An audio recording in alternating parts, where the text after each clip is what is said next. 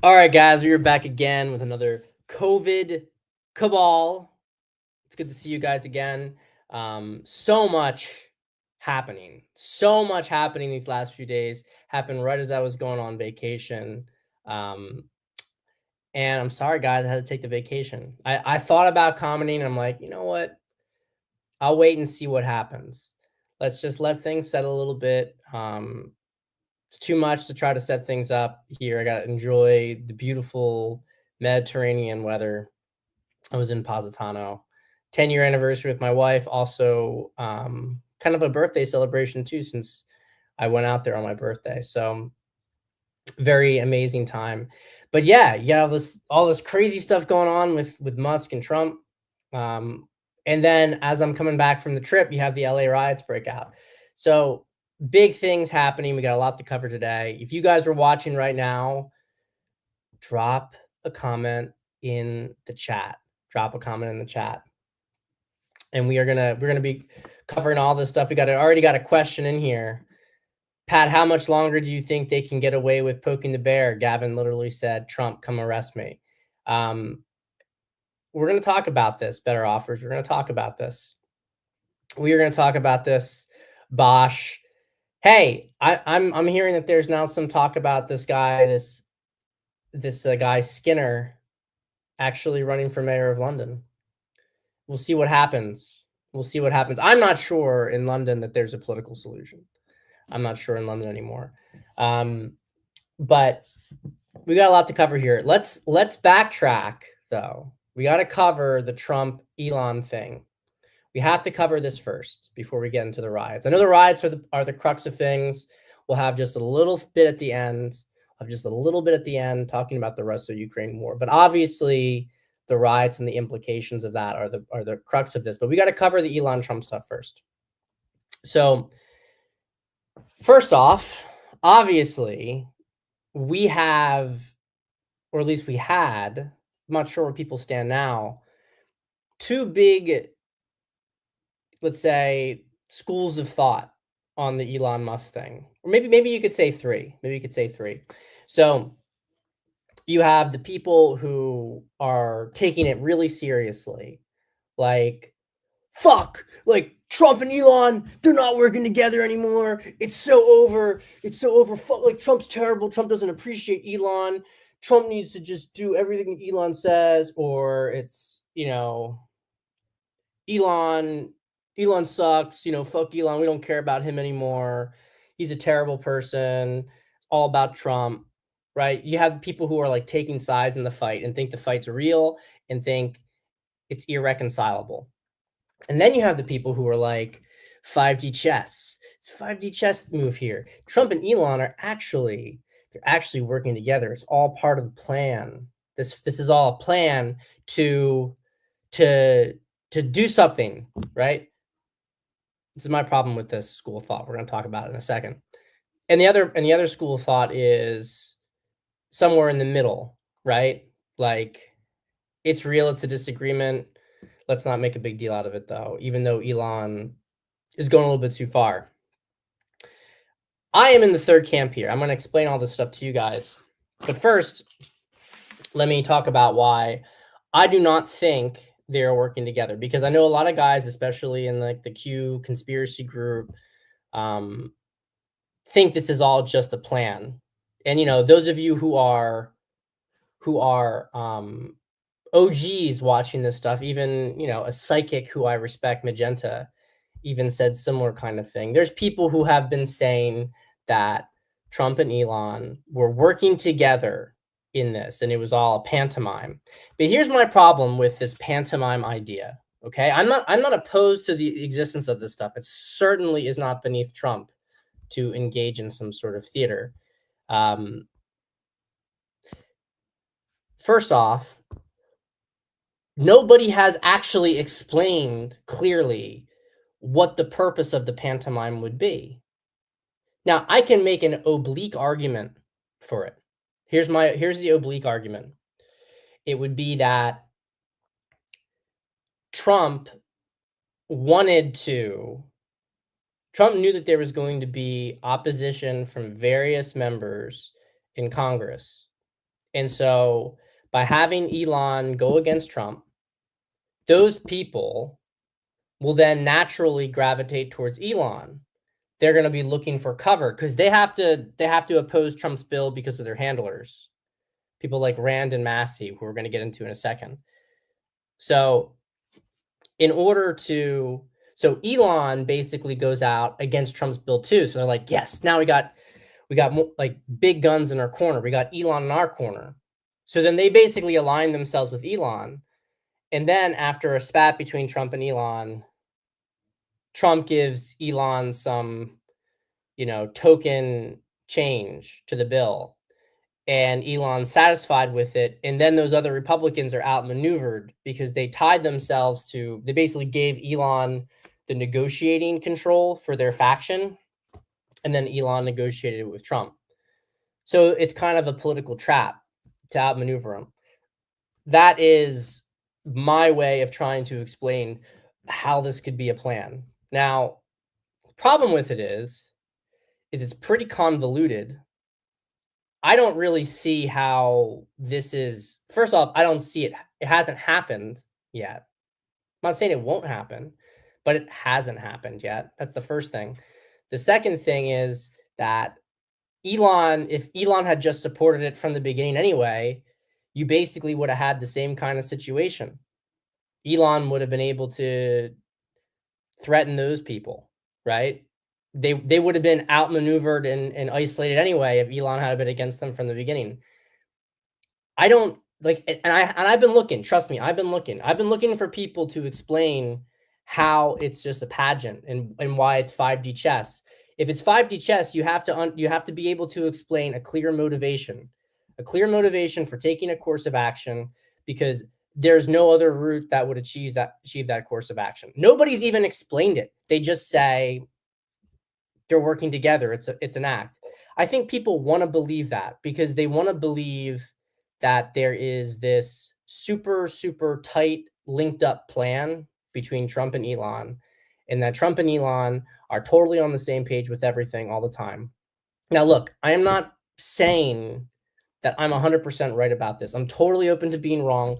You guys who have known my show for a long time, okay, and you know that I'm very open. I'm very open to deeper plan stuff, but this spat can be explained in so much more simple ways. So there's two elements going on here. I talked about one of these already on Twitter. Elon is admired for his brains, but he craves validation too much to be king. It's the same reason that he keeps ending up with insane BPD girls who take advantage of him. This has happened over and over again with embarrassing spectacles. When have you ever seen any woman humiliate Trump? You've never seen this, and you have never seen a crowd humiliate him either, because as Bap famously said, the crowd is a woman, and like he understands women, Trump understands the crowd. And the most important thing he understands about the crowd is that he is its superior. Elon wants to be loved by the crowd. He shows off to it, and when insulted by it, retaliates. Trump has never done this. He shrugs off insults and tension because he knows the crowd is full of lesser, weaker people. He does not want their approval. He wants to command them. The result is that the crowd trusts Trump and elevates him above them. And Trump, in turn, with true noblesse oblige, sees himself as benefactor to these common people and fights for them. Elon is a great man, but he is not a leader like Trump because he lowers himself with his pity parties about the appreciation of the masses. He is a Commodus, not a Marcus Aurelius. I meant to say Maximus when I was writing this. But anyway, he has incredible talents and capabilities, but he should remember this. It's his great weakness. And the comment I made before is relevant. I said, Elon did this before with H1B. He's a tech genius, but doesn't understand people. Trump's genius is business, but the main reason is because he understands psychology. He has an instinct for tension control. I don't know how serious the spat is, but it will end with Elon backtracking. Okay? So this first thing here is that this is not the first time it's happened. I want to make something clear to people here. I'm not trying to be patronizing, by the way, but I'm going to put my opinion out here. The Republican Party is two main factions right now. It's two factions. You have MAGA. MAGA has been in this from the very beginning, 2015, 2016, in the trenches with really no institutional support, populist movement, patriots fighting to take back the country, fighting to take back control, basically, and to preserve our identity as an American country. Late to the game, last 2 to 3 years, has been the migration of people from what they call the tech right, who have started to pivot towards Trump, or at least have been, let's say, it started with them being a little bit unnerved by the radical left. Um, I track it back to, let's say, late 2022, because I think when Elon purchased X, that's when it really started. Because prior to that, remember in the 2020 election, most of the tech people supported Biden and actually helped to steal the election from Trump. Mark Zuckerberg being, of course, prime, candidate for this. Musk buys Twitter, ostensibly being very neutral. Biden administration goes after them. Biden administration oversteps, and the tech group, tech right, whatever, they decide, hey, the left's really crazy, and how are we supposed to do anything because they want to regulate and control everything, and they're communists. So gradually, being, centrists, they start moving and working more with MAGA. Then they almost killed Trump. Trump looks like a hero. The energy is clearly with MAGA. So the tech right joins with us. And we have this kind of shared vision of purging the leftist corruption from the country, regaining control of the country, and building a future together using, technology. So it's kind of like the dream of people in our sort of side of the community, which is preserving culture and tradition, but with a view towards the future and technological advancement. So it's like there's a combination here. If you followed the circles in, grassroots right wing Twitter, it's been really about returning these kind of like ancient ideals, the ideals that made Western civilization so great, but without a sort of God, what's the word I'm looking for? Anachronistic kind of way of looking at things, with a very forward-looking, futuristic way of looking at things. So when Musk talks about going to the stars, it's very inspirational for this grassroots right, MAGA right? So there's a natural kind of combination here. The problem, though, is that there's not full agreement, because the tech right doesn't understand people. They don't understand people. To a certain extent, they don't even really care about people. What they care about is efficiency. They care about technological growth. And they have a natural inclination to view people as kind of, interchangeable, um, numbers on a screen. They had a problem with the left because the left was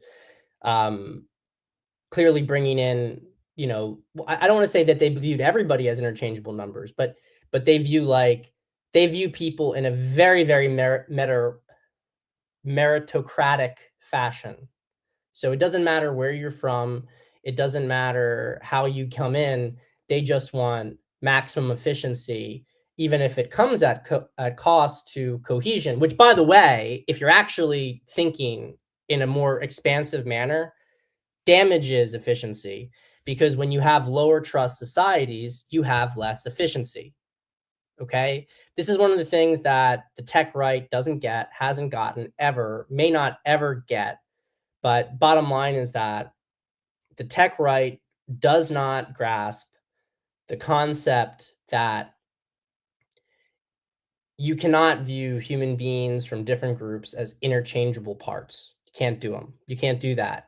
You can't have that kind of thing, and you can't have a functioning society. You can't have a society that's worth living in. Becomes very sterile. Becomes like San Jose, California, very sterile place.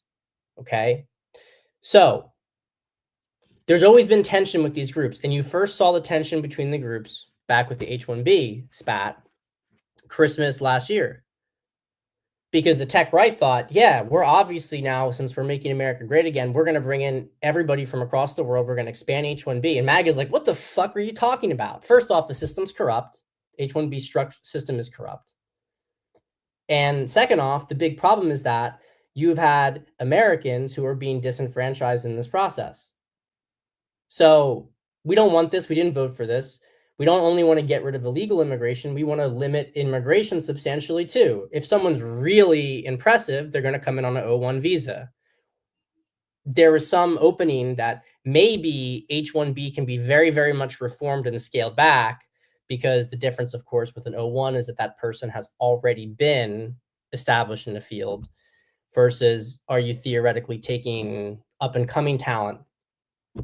But the point is that the tech right wanted expanded H-1B program. They wanted less Guatemalan housekeepers, and they wanted more Indian coders, basically. That's just being blunt about it. And the problem, of course, is that a lot of the people who are coming in these programs, they're coming in a nepotistic manner, and they're coming in also without real credentials. A lot of these, what's learned is that a lot of these credentials are totally fake. They're coming in on lower salaries. So, the point is that there's been divides for a while, and Elon was like spazzed out about all this stuff. He totally spazzed out on the issue. Now, we gave him a lot of grace with it. We kind of let Vivek Ramaswamy fall on the sword with this whole thing. And, I don't know whether people actually believed it or not, but they kind of tried to pretend to themselves that someone else was running Elon's Twitter account. I don't know if that was actually true. I don't think it was true. But Elon himself is an immigrant. Elon himself is a transnational globalist in some sense. It doesn't mean I don't like Elon. It doesn't mean I don't like him. It doesn't mean I don't respect his opinion on things. But the bottom line is Elon and the people he represents and the way that he thinks is different than MAGA. It's different than MAGA. He is an ally of MAGA. We both have the same enemy. We both understand the existential threat of the enemy. But they are not the same group as us. Now, Cernovich has done a great job talking about this. He frames it in terms of, you either get MAGA or Luigi, reminding the tech right that, hey, guess what? You may not like everything that we're about. You can choose us or Luigi. And this is the thing, like a lot of people like Adam Townsend, smart guy, thinking that Elon's jumping to the left. I don't see that happening at all. I don't see that happening at all. I don't. Trump and Elon will continue to work together. The bromance might be over, remains to be seen. I believe that in spite of all the stuff that Elon was saying, even including referencing Epstein, whatever, look, I'm going to show you guys another tweet. I thought did a really good job of explaining some of the differences between Trump and Elon. They don't understand each other. Elon is too guileless. He says exactly what he thinks is true with little regard for how others will react. He alienates allies by airing disputes in public instead of settling them behind closed doors. Because he is a Spurg engineer who leads companies of Spurg engineers, to do this, you must be 100% truthful and transparent. Donald Trump is too guileful. He says exactly what will advance his plans with little regard for telling people what he actually thinks. He alienates allies by expecting their unconditional support without sharing any aspect of his strategic plans with them. Because he is a New York real estate developer who thrives on winning negotiations and gain advantage from unshared knowledge, and to do this, you must be 100% calculating and opaque. Here's what happened. Musk worked super hard and took great personal risks to get a head start on balancing the federal budget. He correctly believes that federal spending is an existential risk to the nation. Trump regards those savings as a political asset. And since he lacks leverage in Congress, he took them and traded them for other things he wanted, apparently dealing with border control, the courts, etc., problems which he correctly believes are an existential threat to the nation. He may have concrete plans for balancing the federal budget in the future, but frustratingly, he won't tell his own team what they are.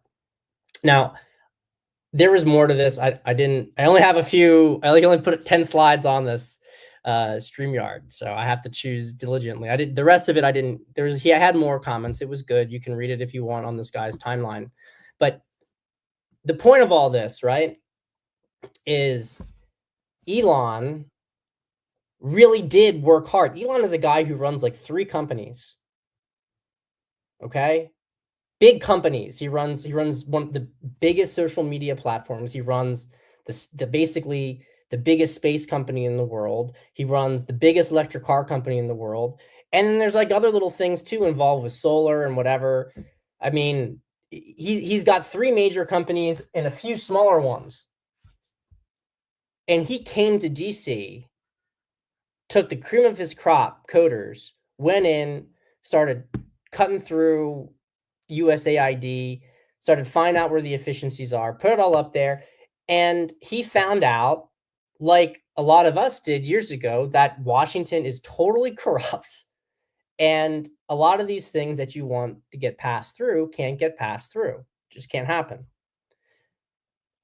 I think Elon's reaction, especially if Trump did not do a good job of communicating the rationale for why this stuff had to be deprioritized after all the work and risks he took, given Elon's personality and need for validation, he's inevitably going to respond this way.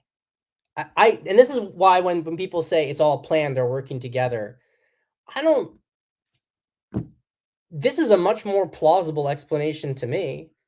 You have the richest man in the world who put a lot of effort into something and, you know, staked his reputation and his future aligning with Trump, getting his dealerships firebombed, and all this work he does, Trump says, "Look, I know these cuts are important. We agree with you, but we're not going to do anything about them right now because we got to get this bill passed on border security." This is not why Elon joined Trump. I do think so. This is a good question here. Do you think it was poor judgment on Trump's end to not be able to calculate Elon's reaction? I don't know everything that's gone on behind closed doors, but I think to some extent it was. It's also possible, though, that Trump did explain some of this stuff to Elon, and Elon decided to go for it anyway. Here's another great comment, right? Elon miscalculated his popularity among MAGA. It's exactly right. This is what I want to say. There's no question that Elon buying X and creating a platform that is mostly free speech, right? That's mostly free speech. There is no question that that helped tremendously with the election. I don't know if it's why Trump won the election. I don't know if we can go quite that far. But I say I don't know because the reason we won the election is because it was too big to rig. We won 2020 election without Elon. Would we have been able to do it in 2024 without him? Or would the censorship system be too much? Maybe we would have won organically, but not with the various fraud and everything that they would have been able to commit. Maybe that fraud was impossible to commit because of Twitter being under Elon. Point is that I am not an ungrateful person. I'm very grateful for Elon. And even as the same thing with the H-1B spat, I would forgive Elon in a second. I don't care that he spurred out on Trump. I don't even think Trump really cares that much. Because as John said right here, Elon miscalculated his popularity among MAGA. Elon Musk is not a man of the people. He wants to be a man of the people. This is what I was saying in my post when I said that Elon is like a commodus, right? He's trying to, whether it was Dogecoin back in the day, he loves making his little comments and having people like it. He's like the biggest dopamine social media addict. You notice he's the only social media founder who's really engaged on the platform as much. I mean, unless you count Truth Social, which is,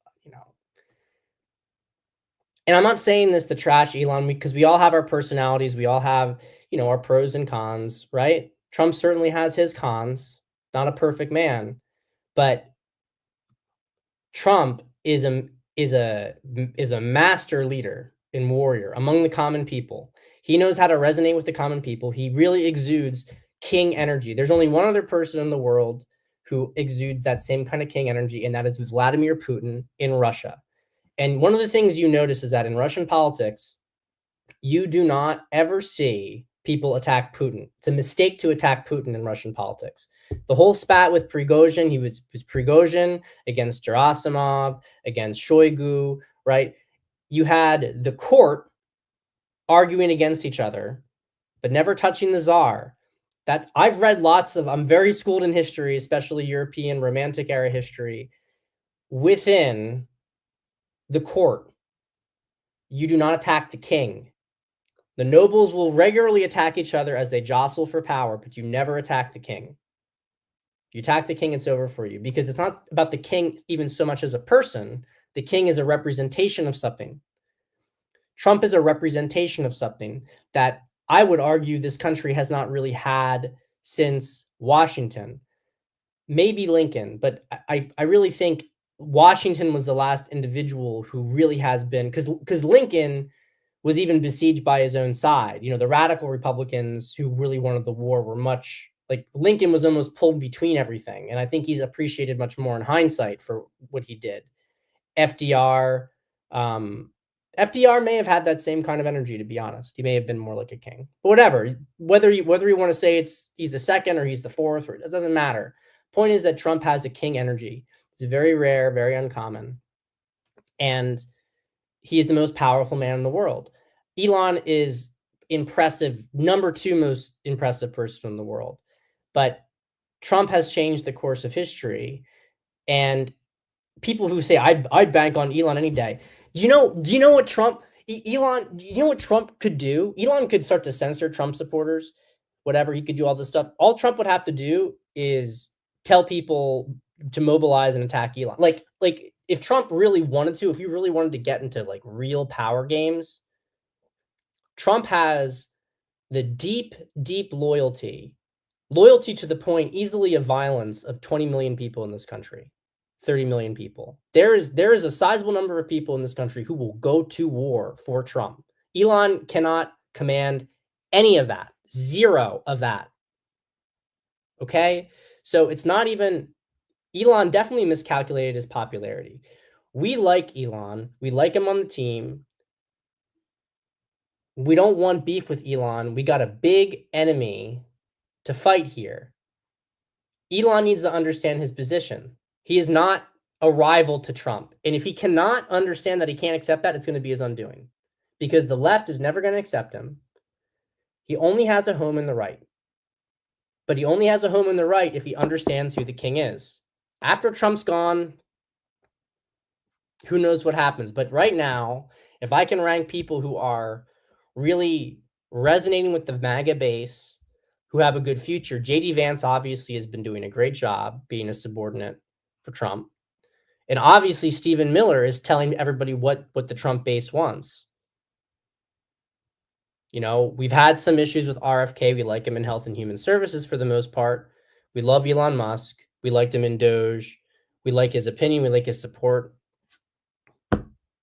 So I think this is a genuine spat. That's my opinion on things. I think this is a genuine spat, but I also think, and as SW says right here, Elon has poor emotional control. I think he does, and he's deleted most of these tweets. We have bigger problems than to be bickering with Elon. I agree. I don't think it's a big deal. People are freaking out about it. I don't think it's a big deal. Trump de-escalated it. He said, I'm not thinking about Elon. I have too many other things going on. I wish him well. Elon was reacting emotionally, and we'll see what happens. I don't know if Barron doesn't have king energy, but he could, depending on how this dynasty stuff works. I mean, he certainly has an aura to him. I don't think it's established as king yet, but he certainly feels more like a crown prince of sorts. I think we just have to see more about Barron over time. He's really much more like Dune. I'm gonna the Kwisatz. I don't even know how you fucking say it, but he's much more like Timothy Chalamet energy.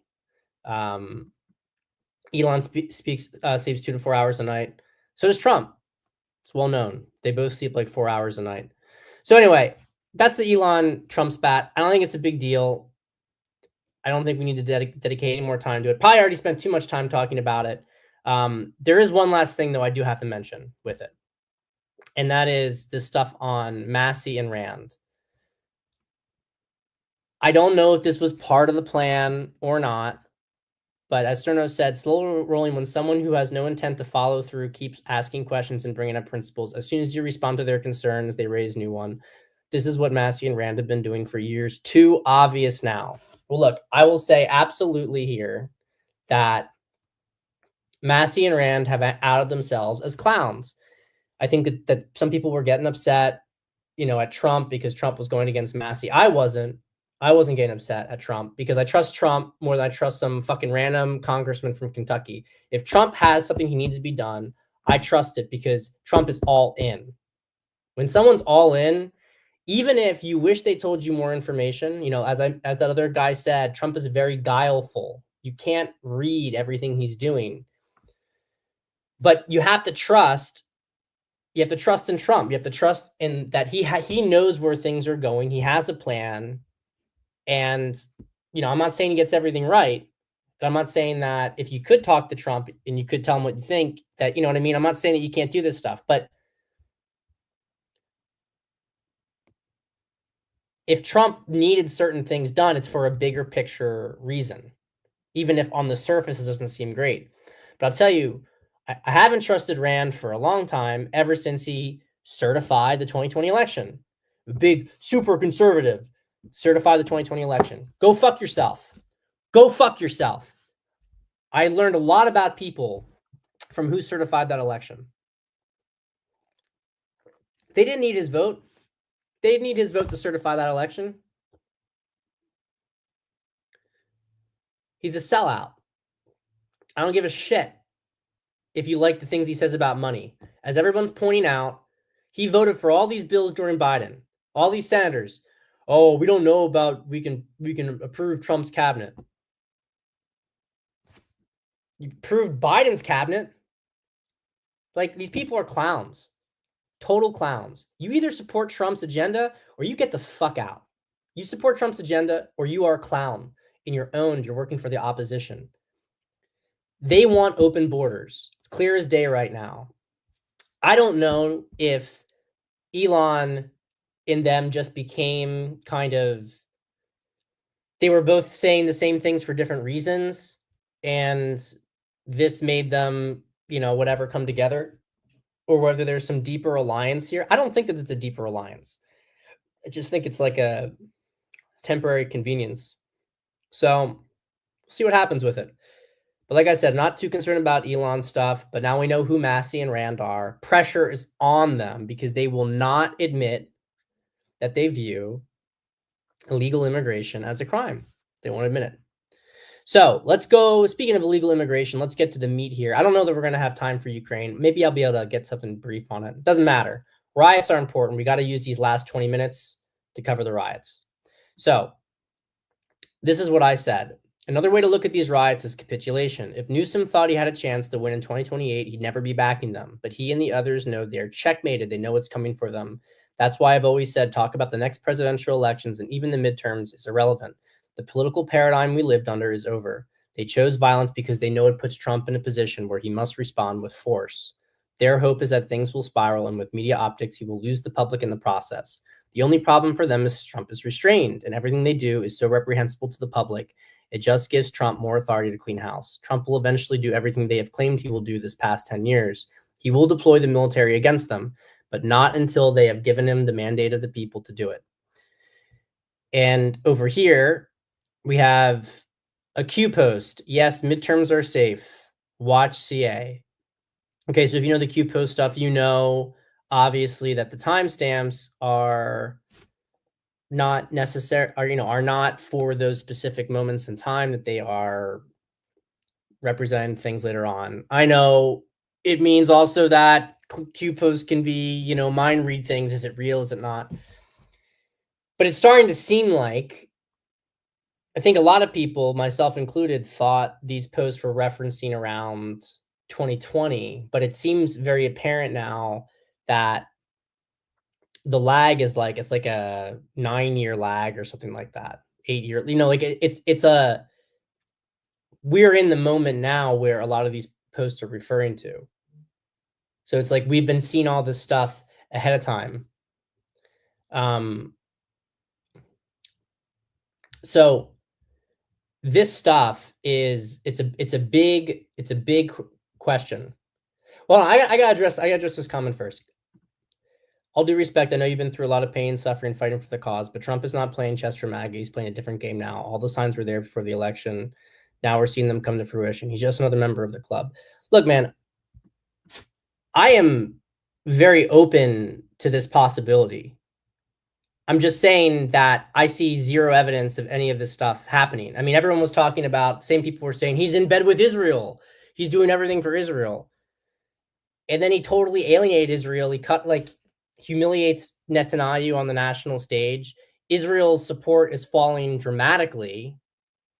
Like, I don't see any of the people who say this. Like, I just don't see any pattern connection to it. It's not that I feel like personally invested so much that I can't think clearly. I just haven't seen an argument for it. I mean, it's very clear that they're trying to destroy his life and that he's in resistance. And you can see how they respond to him, how they respond to him. They respond to him like he is the worst thing in the world. They have done it from the very beginning. The hate and fear coming out of them is overwhelming. It's not like that towards people like Rand or people like Massey. It's not. But the Trump, you can see they have a legit derangement towards him. And he has been able to essentially take everything they do and turn.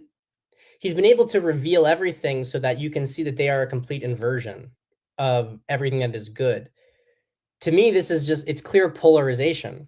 It's clear polarity. It's clarity. Trump is creating clarity. So I don't, everything before Trump was very clearly a divide and conquer once you woke up to it. But I keep looking for this. I keep trying to second guess myself. Let's see, is it possible? There's just no evidence of it, my opinion. Every single time people have asserted it, you know, within a few weeks they have something contrary to it. The amount of work that needs to be done is really substantial, though. There's a lot of substantial work to go in here. I don't know if Bondi's cut out for it. I don't know if Cash is cut out for it. I don't know. Maybe they're not. My personal opinion is that they are, in that I know this isn't popular. It's not popular with the J6 community. I've talked about it before on here. But we have to have some degree of patience, because patience is what destroys them. They are looking for aggressive reaction to them. Because they're looking for overreaction. Because if they can take overreaction, if you overreact, they can use that energy and redirect it against you. I know that personally from January 6th. It was not an unjustified reaction, but it was falling into their trap, because they wanted us to react the way that they which is why they provoked us, why they fired tear canisters at us, why they let us in the building, and then why they, while they were laying us in, while they'd instigated and let us in, then they flipped the whole thing. They turned it into, what you guys all know. Used it against us. Used it not only against us personally, used it to create a whole narrative to scare other Americans into not standing up. Trump has been very good. Again, I'll make the connection. Just like Putin in Ukraine, Trump has been very good at not overreacting to provocations. Now, it's very frustrating to us because we want him just to go in, arrest them all. I can tell you with every fiber of my being, Trump is going to arrest them. There are going to be mass arrests. There are going to be troops deployed, military tribunals, the whole 9 yards. And I think this is going to be a process that takes a long time. It might take as long as 10 years for the entire thing to get cleaned up. I do not believe that the American republic. I'm not saying that we are. I think that the United States is going to be reconstituted. Maybe it'll have Canada reconstituted with it by the end of all this because all this stuff is linked up. But the bottom line, that's not really relevant for this conversation. But the bottom line is that because of the mass deportations and in some cases denaturalizations, because of the infiltration and capture with over half of Congress, the judiciary, state, local governments. I mean, there is going to be so much. He's putting down an insurrection in the country. I don't know that there's going to be suspended elections. I don't know how it's going to look. I can't tell you the details of it. But to the question I heard earlier here, do you think Trump continues to be our leader after his current term? Yeah, I do. And I think he's already seeded it. He's already said Trump 2028. He just says that as a joke. But I think it's going to be the case because, well, if you see that, I don't know how they're going to frame it, if they're going to have a constitutional amendment or if they're going to say that his prior term didn't apply because it was impacted by deep state fraud. I don't know what kind of argument is going to be used, but I do think Trump sees another term. But what we have in front of us is the beginning of this progression. Brian Cade said this very well. And here's another Q post here. Full circle. Why is Antifa allowed to operate? What happens if Soros-funded operations get violent and engage in domestic terrorism? What happens if mayors, police, comms, chiefs do not enforce the law? Think recent events, you have more than you know, right? You've been watching for years a paid insurgency being allowed to operate by local state government traders. What happens when control is taken away? Their paid insurgency is no longer allowed to operate. Newsom and Bass have had control taken away from them. Their paid insurgency is now in danger. There's no question this stuff is coming. You know it's coming. He's just waiting. This is a communist. The mayor of Los Angeles is a communist. Okay? This entire group, Obama, all of them, they're communists. They are enemies of the American people. It's not. The evidence is all there of this. I said this. I didn't include this post on the show, but I mean, they are domestic terrorists. The Democratic Party is a domestic terror group. They are being funded by transnational globalists. It is an attack on the country. These people are attacking the country. They are not the opposition party. They are third columnist, whatever the fuck column. Fifth columnist, right? It's going to happen. People are like, well, he can't do it. He's waiting because there's still people who are afraid for this to occur. But guess what? The left is not going to be able to help themselves. They are going to keep pushing the envelope. They tried it with the judicial stuff. They're not going to be done with the judicial tyranny, but they tried it with the judicial tyranny. They thought that if they could continue with this, that the judicial stuff would stop the deportations. It's not stopping the deportations. They're going to throw the kitchen sink. We've known for a while. If you guys have been watching the show, know I've been talking for a very long time about the left going full on domestic terror and the issues in a number of cities in the country, but that we are not going to have civil war. It's not going to be civil war. Trump has a huge mandate. Trump's mandate when he was elected was like 64% of the public wanted mass deportations. He has a huge mandate. And I'm telling you, these optics only increase the mandate. The public is getting tired of the left's lack of good faith, obvious lack of good faith, and interest in destroying this country. It's becoming so obvious, so apparent, and Trump's restraint is serving him politically. I know we're impatient. I know we want to see it now. He doesn't have to pull the trigger now. He doesn't have to do it. Nino, I don't agree with everything in this post. I'm just showing it because, soon 14 cities will burn from riots and protests. Globalists made their fatal move Trump already has the military conduct full-scale mass repudiations and mass arrest. Elon Trump drama calls the elites to make a premature and tragic move. I would love to hear this explained because I don't see any direct connection between the Elon Trump spat and this. I don't see any connection between it, but whatever. The military vehicles and equipment that were supposed to be shipped out of Washington Army Parade will be used for the cities under attack. Done under cover, not to alarm citizens. This to me is like nonsense. Or not nonsense, but it's just like way overstated. And look at these cities here on the list. I mean, I don't know if you guys can see all of it, but okay, some of these, yeah, LA, obviously, Portland, Washington, Denver, but like Miami, I don't know. Like, why isn't San Francisco on here? And they have on this map like Virginia. Like, what does that mean? I mean, I'm not trying to be like flippant or. I just think we need to be more precise about this kind of stuff. Like, yeah, there's going to be civil unrest in the cities. Some cities will be worse than others. I don't think New York is going to be as bad as many of these other cities because they have a mayor in police department that's flipped sides, right?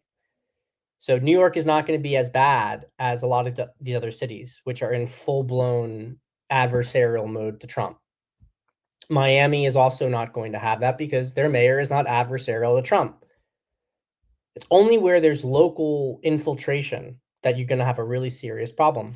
So I'm saying all this stuff. The riots are the beginning of something, and it's going to accelerate. It's going to be very, very bad. It's going to get very rough in these cities. Okay? Expect it. I don't know that you should get super excited for something to happen in the next few weeks. We've been down this road before.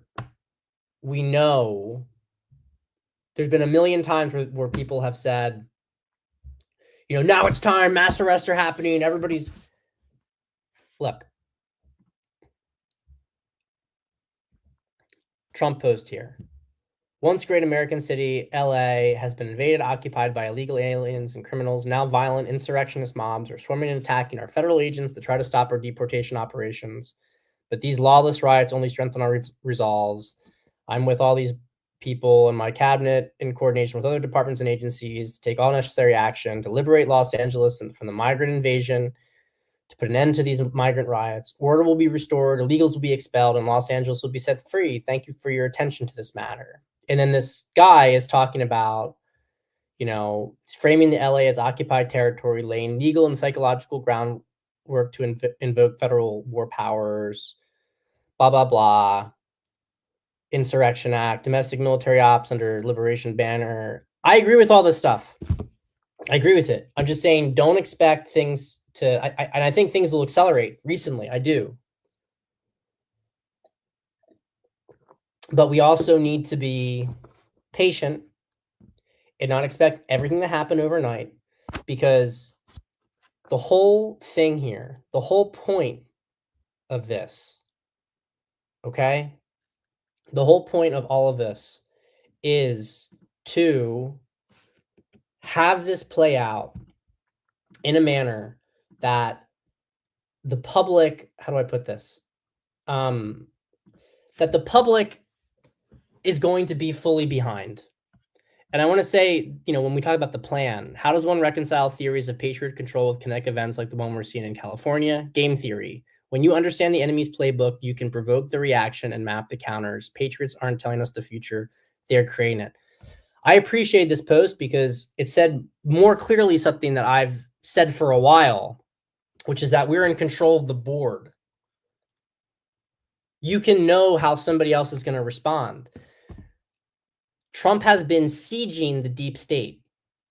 He knows he has time on his side because consciousness continues to grow in the direction of, you know, getting these people out. So as long as you create certain barriers around them, the walls close in. So what that means is that they are going to start to lash out. Now, they want you to overstep, because if you overstep too soon, then it can create an opportunity for them. If Trump, even back in 2020, for instance, if he went and deployed the military then, he would have gotten a civil war. That things could have spiraled. He could have lost it. Even now, while he probably could be okay, is it going to have higher levels of casualty? Is it better, both for historical legacy, both for mandate, to wait until the LA rioters, till the Democrats jump the shark tank? Gavin Newsom is trying to play the martyr and wants to get arrested now because he's hoping he can get arrested on his own terms. If he gets arrested on his own terms, then he can become a martyr. Then people will rise up. But if Trump is restrained and lets him look like more and more of an incompetent clown, he's going to lose that martyr status because Trump is restrained. Once you guys understand that, we have to be patient. I think Trump could even have a year, depending on how they move. But his actions are going to be in response to their actions. And he's never going to go further than them. They are going to eventually get to a point where they really are jumping the shark tank. And that's when you're going to see Trump make the move. But when he makes that move for mass arrests, the public is going to be demanding it. You're going to see it from every corner. You're not going to see any of these Rand Paul, Massey people. You're not going to see any of this stuff. You're not even going to see a lot of Democrats want it. A lot of Democrats are going to want it too. People are going to be so done with the violence of the radical left, and the judges trying to stop Trump from doing things legally to deal with them. They are going to demand Article 2 powers being exercised against the deep state, against the left. We're going to see it, guys. It's coming. It's coming because they're going to do it to themselves. That's why they keep saying Trump's a fascist. He's a dictator. He's gonna go arrest all of his political opponents. They want him to do it, or they know their actions are going to cause him to do it in the end. So the riots are the globalists' last-ditch effort to take back control because they have another strategy. Absolutely. And Soros is going to run out of money before it really matters. Brazilification of America, a whole new era. I think there's going to be a lot of deportations and denaturalizations as well. How much time do you think Trump truly has to act? Depending on what it is, I think he has. If the midterms are really going to be safe, he has a year, right? He has a year. So, all right, guys. Well, as I said, no Ukraine today. Not enough time. I got to jump on a client call. I will see you guys next time on COVID Cabal. Thank you for coming in. I think we got a lot more stuff heating up these next few days, so I'll see you soon.